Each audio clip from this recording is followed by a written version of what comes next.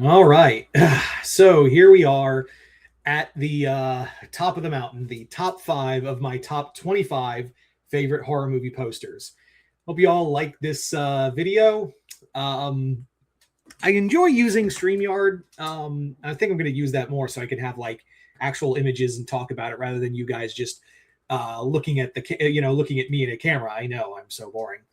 Anyway, as always, this is like my personal list. So if you think a poster should be higher or lower on the list, that's totally fine. I got no problem with you. But I'm always excited to see what you have in store for you guys. So, but without further ado, let's get started with this final part. Starting off with number five. At number five, yeah, it is Attack of the 50-Foot Woman.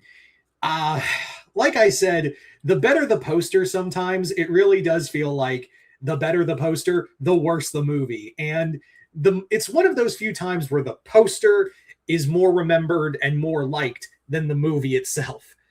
I said this before when I was um, requested to review the movie. I talked more about how I just felt like the poster was more of the marketing. It just sold the marketing and was the big part of it.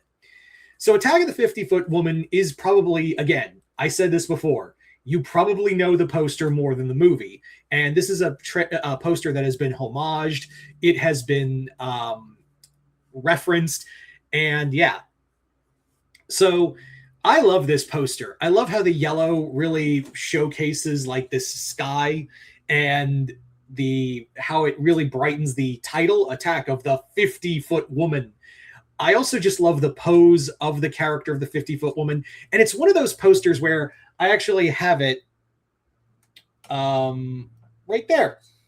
Yeah, right there in massive size. Like it's because I was like, you have to have, if you're getting a poster of Attack of the 50-Foot Woman, you really, and I do stress really, you really need to have it as a big poster because you need to have like a grandiose kind of thing for it. Anyway, so going back to the poster itself, I love this poster on a multitude of levels. I love also like like there's a bit of shading on the arm that conveys like the sun is coming off. I also love like the more you look at the ground, the more details you see of like the highway, the crash, people running, men and women running for their lives, little cop car. Again, I love like the more it's one of those posters where the more you look at it, the more you see all these little details that really convey almost like a better story than the movie. Honestly, that's what it feels like to me. That's always been my that's always been my thing for it.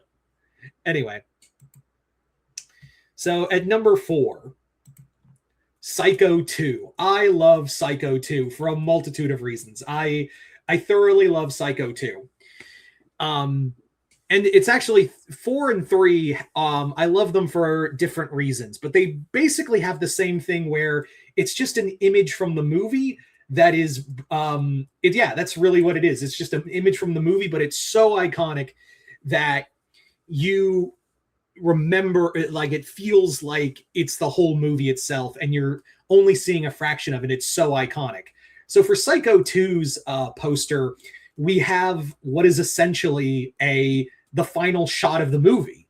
And I love the tagline right there. It's been 22 years later, and Norman Bates is coming home.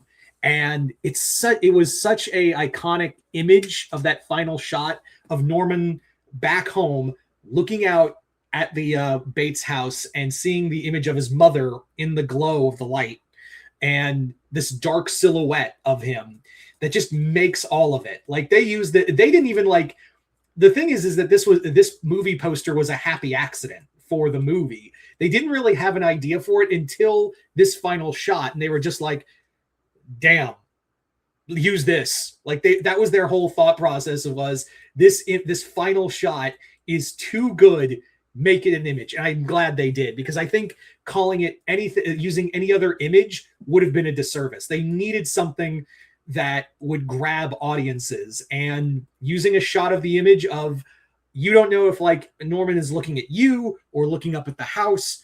And I also love the angle of it. Like you're like seeing it and you're going to go up the steps into the house. And just that little light and the little silhouette of Norman's mother in the background is also really cool. I thoroughly love that. Yeah, it's so great. Now at number 3, The Exorcist. Did you really think it wasn't going to be on this list? It's one of the most iconic horror movie posters of all time, and like for good reason too. There's like a legitimate reason as to why this is remembered as one of the greatest movie, not just horror movie posters, but like posters in general. It's remembered for that on so many levels. But yeah, so this is again another image from the movie that was used to be that was an image from the movie that was used as the poster. And how could you not? It's an iconic image from the movie.